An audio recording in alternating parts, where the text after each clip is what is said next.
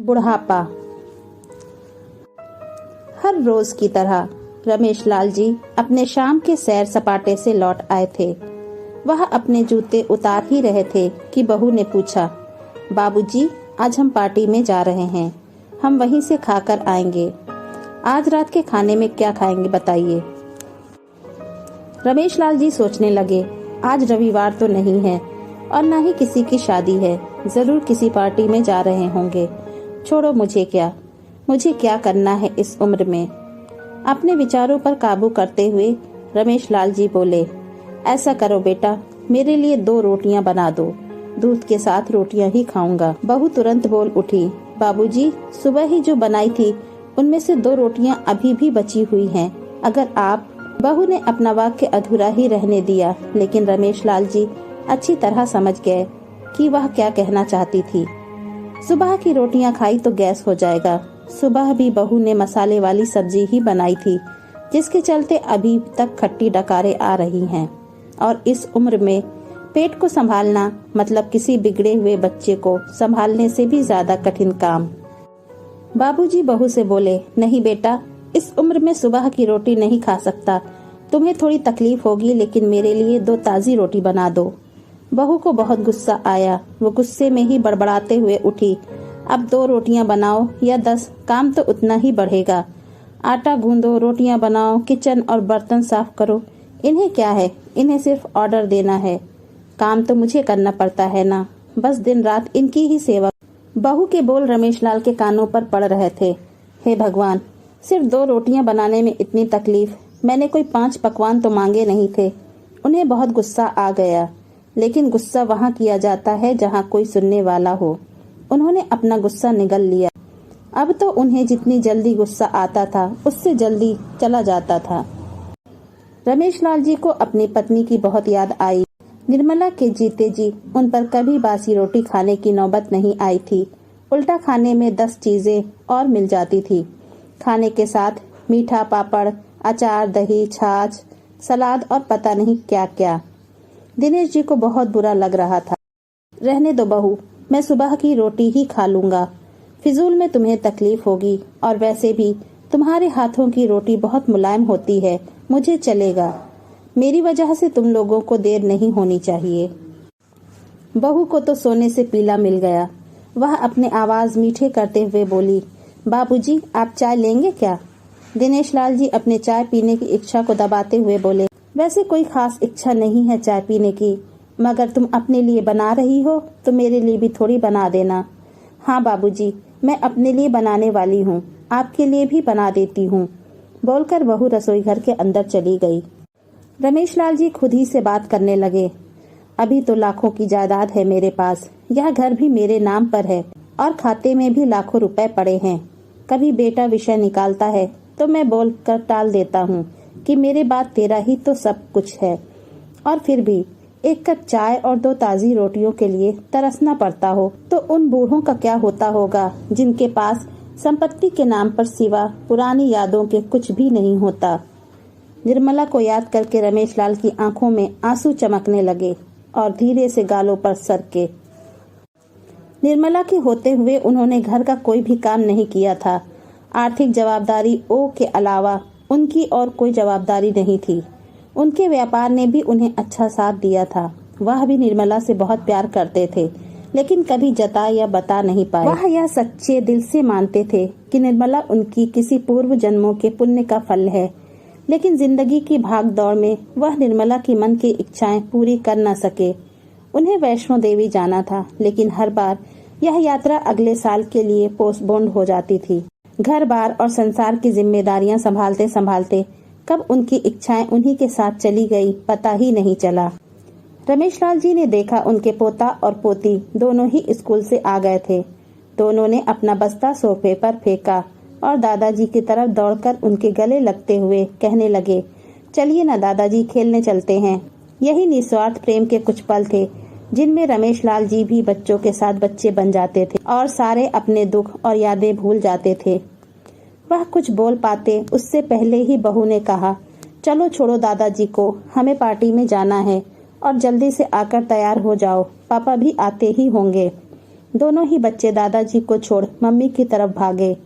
उनकी 7 साल की पोती और 5 साल का पोता था। रमेश लाल जी अपनी सोच में डूबे हुए बालकनी की तरफ गए। बालकनी में धीमी ठंडी पवन में उनका स्वागत किया। बहू उनके लिए चाय बनाकर ले आई। बालकनी में रखी अपनी कुर्सी पर बैठकर रमेश लाल जी घुट घुट करके चाय पी रहे थे। पी क्या रहे थे, निगल रहे थे, क्योंकि चाय के नाम पर सिर्फ कम शक्कर वाला गर्म पानी था, न इलायची न अदरक।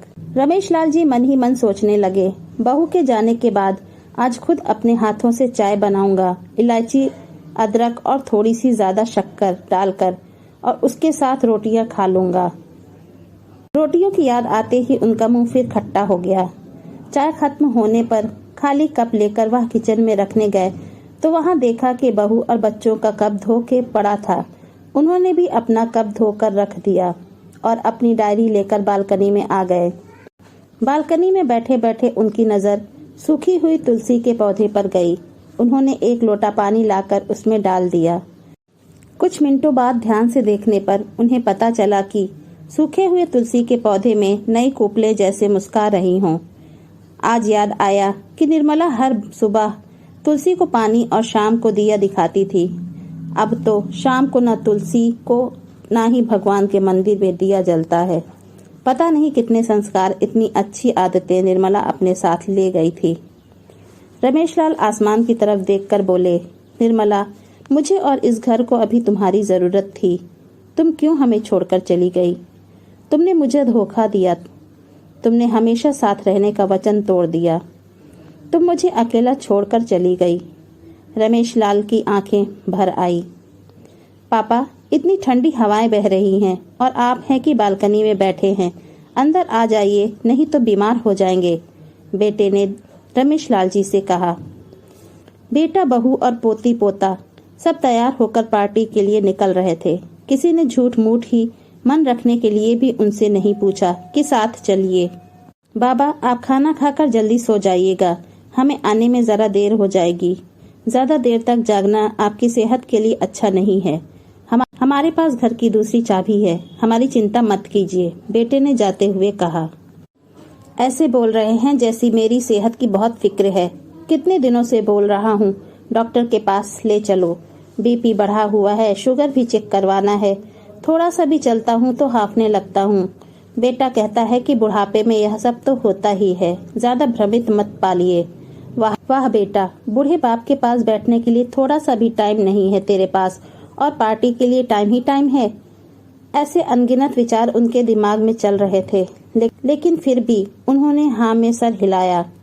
सभी पार्टी में चले गए। रमेश लाल जी हॉल में रखे कुर्सी पर आकर बैठे। खाना खाने की अभी कोई इच्छा थी नहीं, इसलिए टीवी चालू की। आज वैलेंटाइन डे था, प्यार का दिन, इसलिए टीवी पर भी उसी के बारे में दिखा रहे थे। रमेश लाल जी की नजर पास में रखे अपनी पत्नी की फ्रेम पर गई, जिसने लाल कलर की साड़ी पहन रखी थी। प्यार तो उन्होंने भी खूब किया था निर्मला जी से, पूरी जिंदगी किया था, जी जान से किया था, लेकिन कभी बोल नहीं पाए। टीवी पर दिखा रहे थे, लोगों ने लाल कपड़े पहन रखे थे। हाथों में लाल फूलों के गुच्छे लेकर वह ग्रीटिंग कार्ड्स की खरीदारी कर रहे थे। पता नहीं रमेश लाल जी के मन में क्या आया, उन्होंने अपने पैसों का बटवा लिया और निकल पड़े। निर्मला जी की याद में चलते चलते वो एक आइसक्रीम पार्लर के पास पहुंचे। उनको श्वास चढ़ गया था, उनके सांसों की गति तेज हो गई थी। आइसक्रीम पार्लर के पास एक कुर्सी पर वह आकर बैठे, तभी वहां पर एक छोटी बच्ची आई जो गुब्बारे बेच रही थी। बच्ची बोली, दादाजी गुब्बारे लोगे क्या? इतने ही बचे हैं, बिक जाएंगे तो जल्दी घर चली जाऊंगी। रमेश लाल जी ने देखा 10-12 रंग बिरंगे गुब्बारे थे। उन्हें याद आया कि निर्मला जी को भी गुब्बारे बहुत पसंद थे, लेकिन अब गुब्बारे लेकर क्या करूं? उन्हें बच्ची की आंखों में सच्चाई और आशा दिखी। उन्होंने 200 रुपए दिए और सारे गुब्बारे खरीद लिए।